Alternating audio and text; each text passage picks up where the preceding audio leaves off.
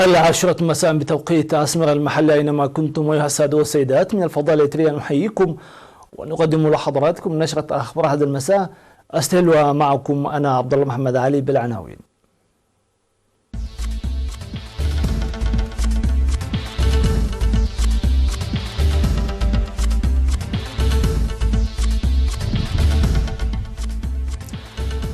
جهود فعالة لمكافحة مرض البلهارسيا. ورشة عمل حول أهمية السجل العقاري في مصوى. تنظيم سيمينار قانون للطلاب في بارنتو. فرنسا والصين تتمسكان باتفاق باريس للمناخ وتوقعان اتفاقات. الأمم المتحدة تقول أن رسوم ترامب أضرت بالأمريكيين. ومسلحون يقتلون 15 فئاس وهجوم بجنوب تايلاند. أهلا بكم إلى التفاصيل. أوضح مسؤول مكافحة الأمراض المدارية السيد محتاب أبرهة عن تسيير أنشطة فعالة لاستئصال البلهارسيا من إريتريا حتى عام 2025. وقال المسؤول أن الدراسات التي أجريت في 58 مديرية عثرت على مرض البلهارسيا في 28 مديرية بأقاليم الجنوب وعنسبة والقاشبركة والشمال البحر الأحمر والأوسط. وذكر عن وجود نوعين من مرض البلهارسيا، يظهر النوع الأول في 27 مديرية ويهاجم الأمعاء والأوعية الدموية والكبد، والثاني تم اكتشافه في أم حجر بمديرية قلوج ويصيب المثانة والكلى وينتقل من البراز إلى المياه ومن ثم إلى الإنسان. وأشار السيد محتاب إلى عدم وجود تطعيم لمرض البلهارسيا، وتعمل وزارة الصحة إدراكا لخطورته بتقديم الأدوية في المدارس لمكافحته واستئصاله والتوعية لاستعمال الحمامات والسيطرة واستئصال المحارات الحلزونيات الحاضنة لطفيلات المرض. وأوضح السيد محتاب أن وزارة الصحة ستقوم بتقييم لأنشطة 5 سنوات ودراسات في المدارس التي ظهرت فيها أكبر إصابة بالمرض، مشيرا إلى أن المرض يصيب في المناطق المائية التي يتوجب الحذر منها.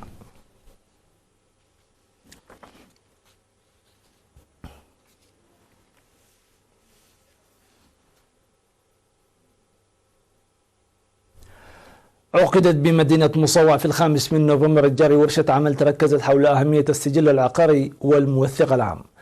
الورشة التي شارك فيها مسؤولي الأقسام ومدراء المديريات وفروع الوزارات وغيرهم من الحضور قدمت فيها توضيحات مفصلة حول الخلفية التاريخية وفوائد وأسلوب السجل العقاري والتوثيق العام، فضلا عن ضرورة الفهم العميق للمواطنين وأهميتها الفعالة في برامج الإعمار الوطني. وذكر المدير العام لقسم السجل العقاري في وزارة الأراضي والمياه والبيئة السيد هبتة ميكائيل والدقرقيس أن الهدف من الورشة هو رفع فهم عمال المؤسسات الحكومية في إقليم شمال البحر الأحمر، وأن قضيتي السجل العقاري والتوثيق العام متلازمتان ولهما فوائد وأهمية متساوية، مشيرا إلى أن أنشطة التوثيق العام يعمل بها في الإقليم الأوسط فقط، فيما تنوب عنه المحاكم في الأقاليم الأخرى.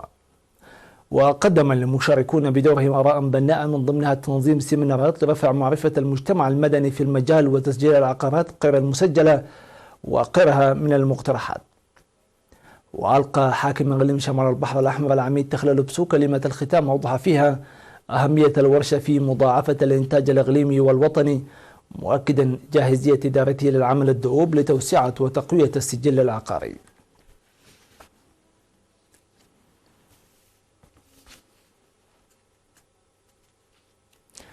شهدت مدينة كرن في 31 من أكتوبر المنصرم والأول من نوفمبر الحالي لقاءات تركزت حول رفع وعي المرأة في كافة المجالات بتقوية تأطيرها.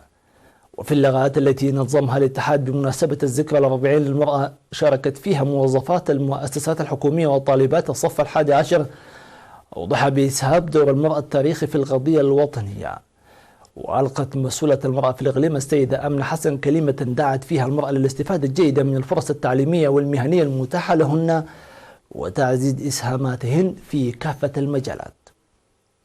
وذكرت مسؤولة الإدارة والمالية في فرع الإقليم السيدة جون عقبة ميكائيل التقدم الذي أحرزته المرأة في مختلف المجالات، داعية للحفاظ على المكتسبات المحققة والسعي لتغيير محيطهن. وتفيد المعلومات الواردة بأن مديرية طرونة أحيت الذكرى ال40 لتأسيس الاتحاد الوطني للمرأة بطريقة مماثلة.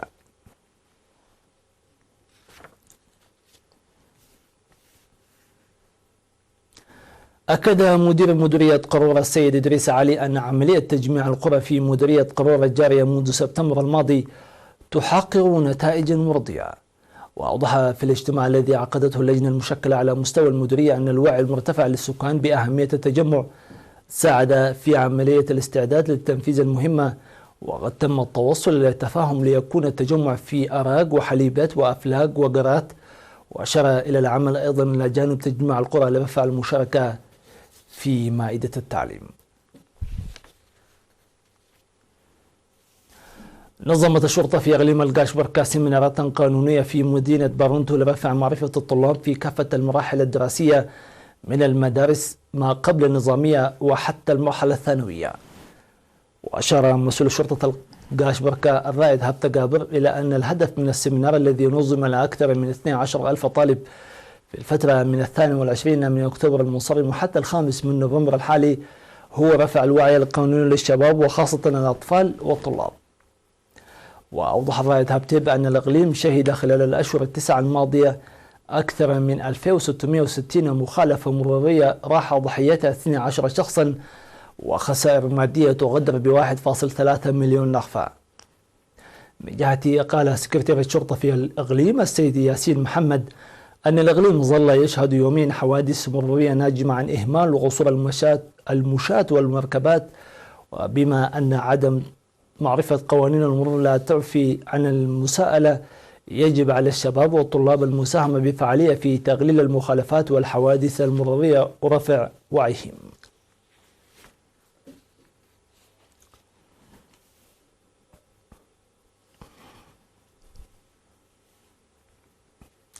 سيداتي سادتي إلى فاصل مسمى نوافيكم بالأنباء العالمية.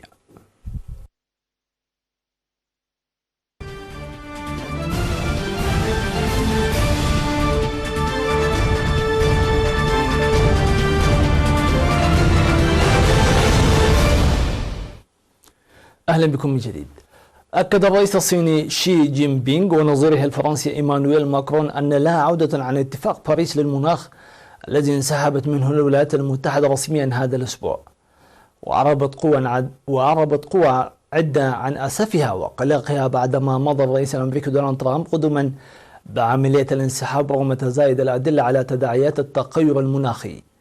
وفي سياق متصل أكد مسؤول حكومي صيني أن فرنسا والصين وقعتا عقودا بقيمة إجمالية 15 مليار دولار خلال زيارة الرئيس الفرنسي، وجرى إبرام الاتفاقات في مجالات الطيران والطاقة والزراعة بما في ذلك موافقة 20 شركة فرنسية على تصدير الدواجن ولحوم الأبقار إلى الصين.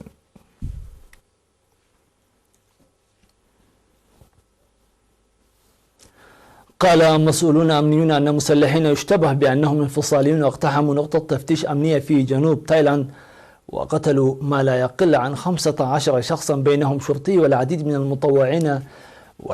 من المتطوعين للدفاع عن القرى. وهذا أسوأ هجوم منفرد منذ سنوات في المنطقة التي أسقطت تمرد انفصالي إسلامي آلاف القتلى فيها.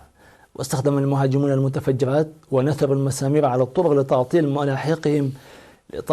ملاحقهم في إقليم يالا، ولم تعلن أي جهة مسؤوليتها حتى الآن.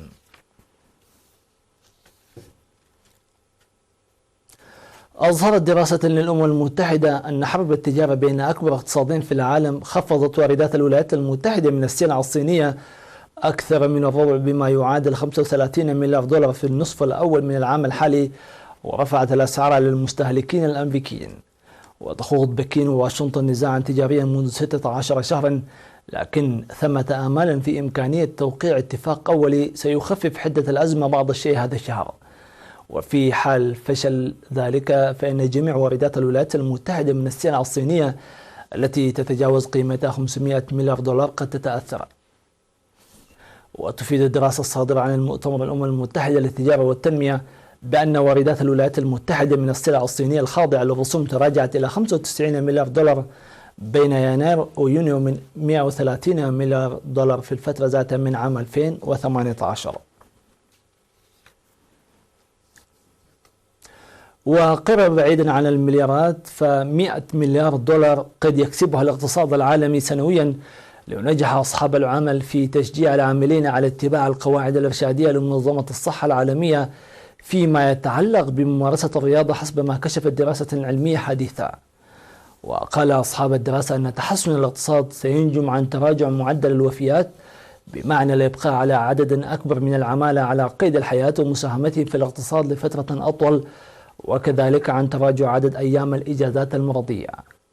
وتوصي منظمة الصحة بممارسة جميع البالغين 150 دقيقة على الأقل في التدريبات المتوسطة أو 75 دقيقة من التدريبات القوية في الأسبوع.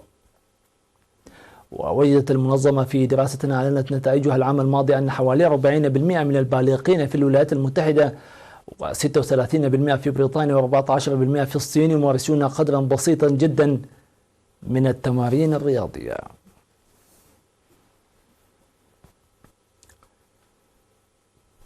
وصلنا إلى نقطة الختام، في أمان الله وحفظه.